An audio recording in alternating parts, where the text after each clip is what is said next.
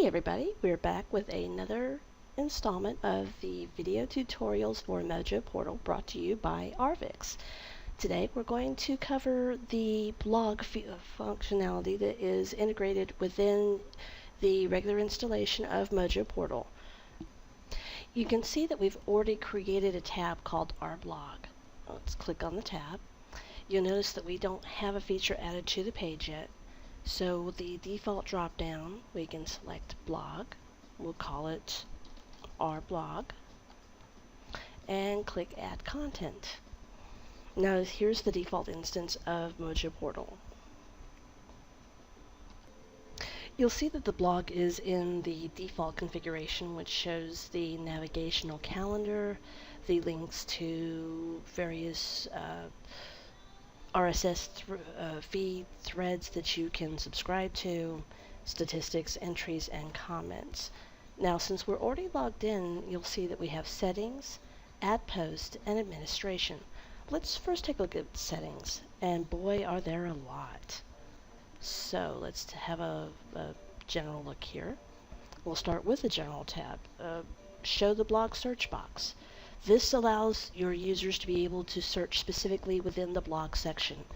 If you've got a lot of blog entries and you, say, are a regular blogger that blogs once, twice, 3 times a week, after 2 or 3 years, you've got a lot of blogs that people may be needing to find more information on.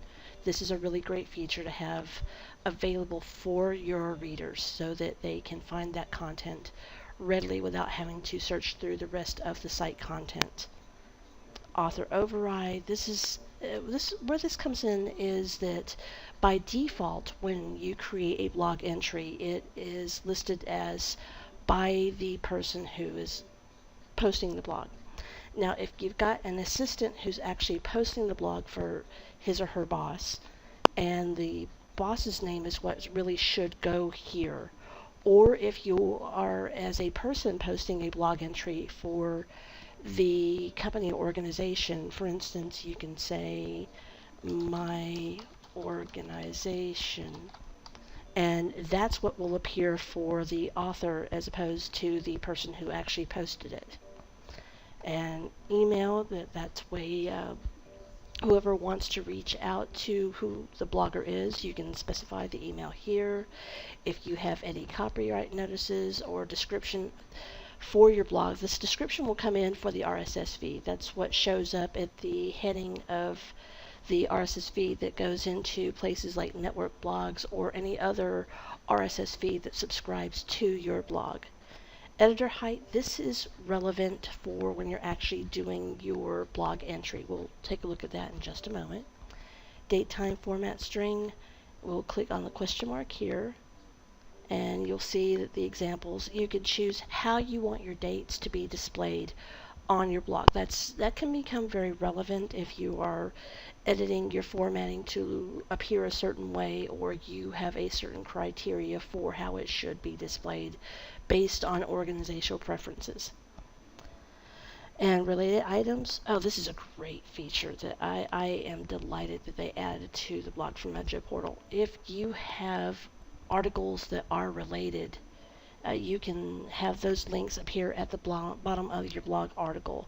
And the related articles are determined by the tag features, as you can see the explanation here. Related posts are posts that are tagged in the same categories as the current post. They'll be sorted from newest to oldest so that the most recent posts within the same categories will be shown first.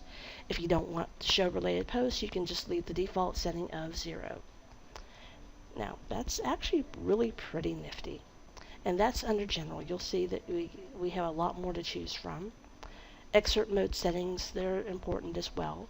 Hide full posts from unauthenticated users. This is where if you are creating a blog article that you only want teasers to be available to non-authorized readers, which is to say, if you have premium content that you only want to be available to your premium users, what you can do is the unauthenticated folks, the folks that are not your premium users, get the teaser. They get to see a little bit, but they don't get to see the good stuff, the full content. That you reserve for your authenticated users that maybe have been granted a specific right or role to see that content. Using the excerpt, that's where you'll see that only the first initial bit of content is displayed for the blog article versus the full content. You can determine how long the excerpt should be. Some people read more. Sometimes you may say, get the good stuff, or whatever that suits you. And you can also say only show the title. It won't show the excerpt. A list view, as you can see, if you've got 20, 40, 60 articles, 100 articles, you may want to say that you only want to display so many per page so that the users are not having to scroll and scroll and scroll and scroll to see all the content. Feed settings. Show feed links. Remember those, let's see, those links that we saw earlier to the right-hand side to the various sites that you can subscribe to for feeds. You can check or uncheck right here and choose whether or not that should be displayed. And there.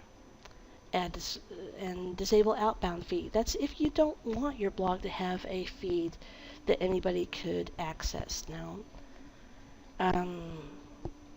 I'm not entirely certain under what circumstance that would be relevant, but you have the option.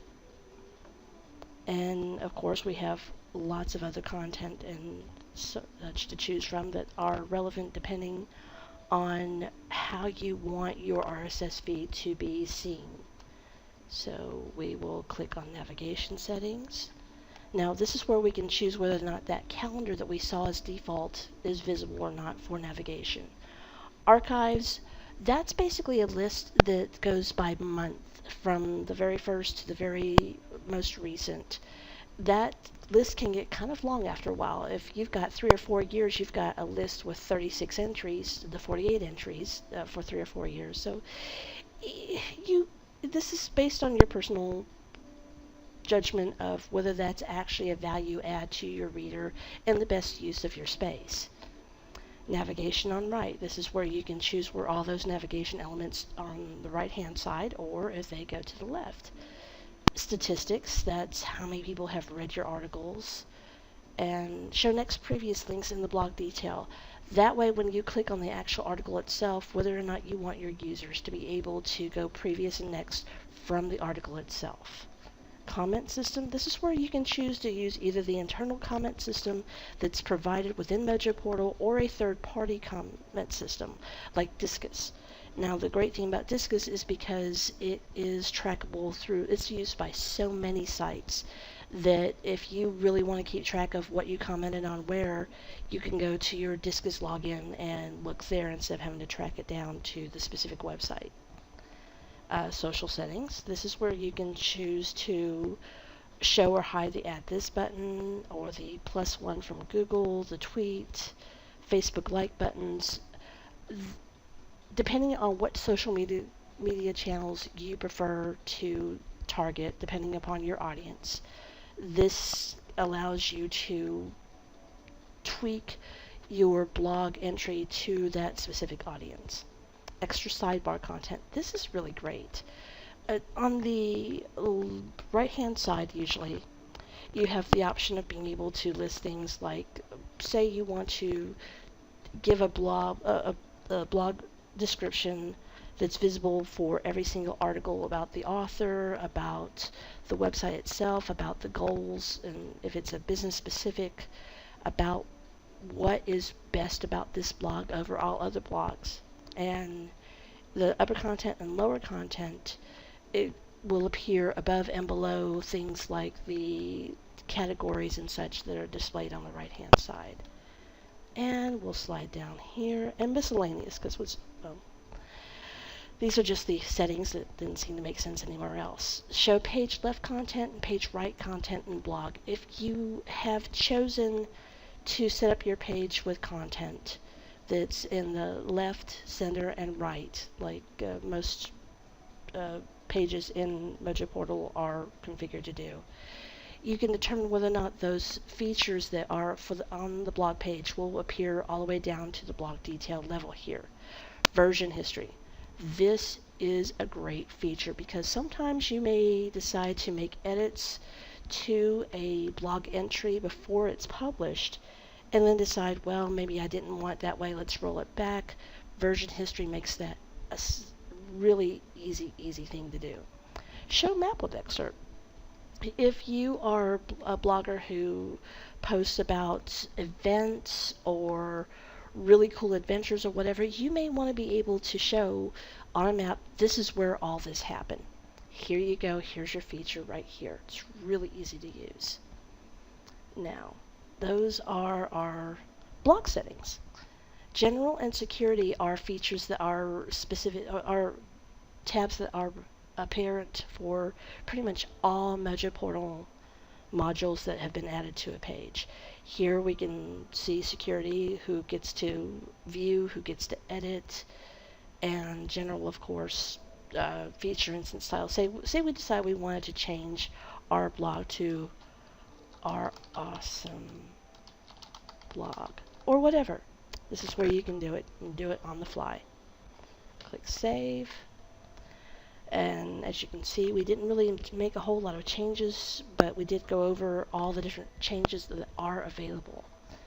Now let's get down to adding your first blog entry.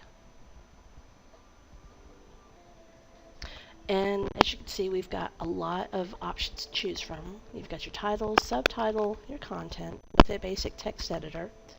This is where you determine how, when we saw that setting for 350, that's the default for how tall our editor is for entering our content.